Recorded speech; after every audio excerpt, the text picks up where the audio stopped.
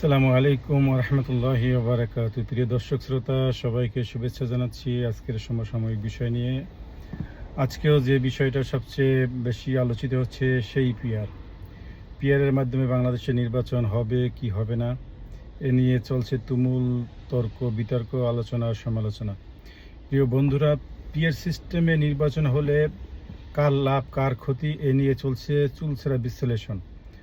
জামাত সহ যে দলগুলো এখন রাজপথে আছে, কর্মসূচি বাস্তবায়ন করছে, তারা যেমন পিআরের পক্ষে, ঠিক বাংলাদেশের একটি বড় বৃহত্তর দল বিএনপি পিআরের বিপক্ষে। এর নেপথ্যে কি দর্শক, সে নিয়ে একটু সংক্ষেপে কথা বলতে চাই। আগে কয়েকটা বিষয় বলছি। অনেকেই বলছেন যে জামাত তার স্বার্থের কারণে পিআর চাচ্ছে।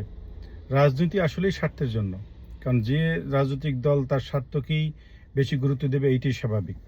সব রাজনৈতিক দল তাদের স্বার্থের জন্যই তারা রাজনীতি করে। এখন দেখতে হবে যে বিষয়টা সামনে আসছে সেইটা বাংলাদেশের জাতীয় রাজনীতিতে জনগণের জন্য, দেশের কল্যাণের জন্য কোন নীতিটি বেশি প্রয়োজন, সেইটাকে গ্রহণ করা উচিত। এবার আসুন, জামাত পিআরের পক্ষে কি কারণে বেশি গুরুত্ব দিচ্ছে, কেন চাচ্ছে পিআর সিস্টেম।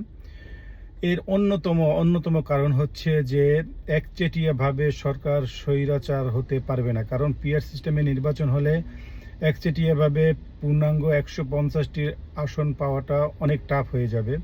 যদি তার পপুলারিটি বাংলাদেশে 45% হয়ে থাকে, তাতেও সে 135টি আসনের বেশি পাবে না।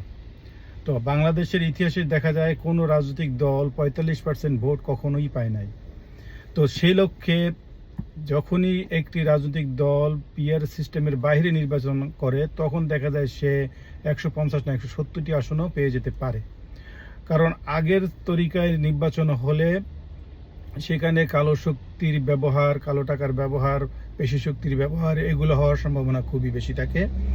যার কারণে ভোট কেন্দ্র দখল করে, জনগণকে জিম্মি করে নিজের পক্ষে ভোট নিয়ে সেখানে আসনে এমপি হওয়ার সম্ভাবনা খুব বেশি থাকে। আর পিআর সিস্টেমে যদি হয়, তখন ওই আসনে কোন ব্যক্তি এমপি হবে যেমন তিনি জানবেন না, ঠিক তেমনিভাবে তিনি সেখানে অঢেল টাকা, কালো টাকা ব্যবহার করে, পেশিশক্তি ব্যবহার করে এমপি হওয়ার জন্য খুব একটা প্রচেষ্টা চালাবেন না। এটা হচ্ছে একটা বড় দিক। যার কারণে দেখা যায় যে যদি পিআর সিস্টেমে নির্বাচন হয়, তাহলে সরকার বেশি স্বৈরাচার হওয়ার সম্ভাবনা কম থাকে। তো আমরা তো এইটাই চাই। 24-এর অভ্যুত্থানটা এই কারণেই হয়েছে যে বাংলাদেশের সরকার, অতীতের সরকারগুলো যেমন স্বৈরাচারী আচরণ করেছে, একচেটিয়া সরকার গঠন করার কারণে আমরা তো ওখান থেকে বেরিয়ে আসতে চাই। আমরা তো জনগণের জন্য কাজ করতে চাই। বাংলাদেশের জনগণ তো চায় একটা আমূল পরিবর্তন। এখন যারা বিরোধিতা করছেন